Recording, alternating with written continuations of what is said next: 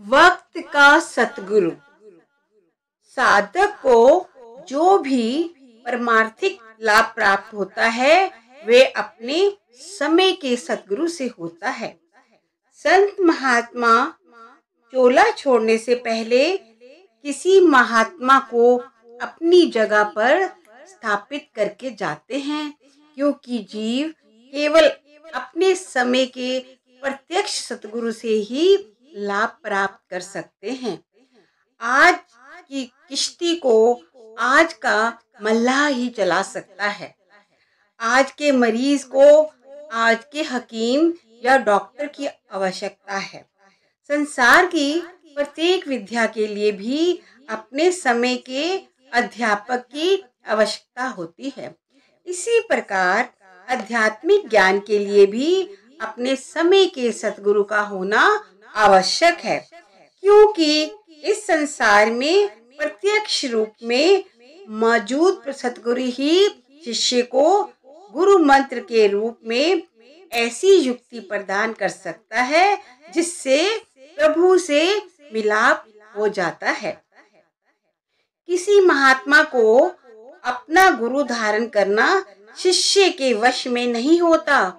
जिसको महात्मा अपनी शरण में लेना स्वीकार करते हैं वही उस महात्मा का शिष्य कहला सकता है। मन में सतगुरु के चरण कमलों की गहरी प्रीति धारण करके अपने ध्यान को दृढ़ता से उनके चरणों में लगाए रखना चाहिए। सतगुरु की महिमा के सिवाय किसी दूसरे की चर्चा नहीं करनी चाहिए। जिस शिष्य के हृदय में सतगुरु के चरण कमलों का वास हो जाता है उसकी आंखों से अज्ञानता का पर्दा उठ जाता है। वे 8 सिद्धियों और 9 निधियों को भी कुछ समझकर ठोकर मार देता है। इन चरण कमलों से जुड़ जाने से सभी दुख दूर हो जाते हैं और धर्म, अर्थ, काम और मोक्ष चारों पदार्थ प्राप्त हो जाते हैं। सतगुरु के चरण कमलों के प्रताप से ध्यान बाहर से पलटकर अंदर स्थिर हो जाता है और तीनों लोकों की सूझ हो जाती है। सतगुरु के चरण कमलों की प्रीति से साधक को पूर्ण योगी की अवस्था और जीते जी मुक्ति प्राप्त हो जाती है।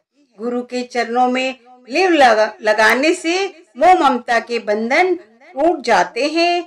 जीव आवागमन से मुक्त हो जाता है और अमर पद प्राप्त हो जाता है। सतगुरु के चरण कमलों की महिमा बखान कर पाना असंभव है। सतगुरु के भारी चरण भी धन्य हैं। इन चरणों की शरण से अभिप्राय सतगुरु की शरण, सतगुरु की संगति और सतगुरु के उपदेश का पालन करने से है।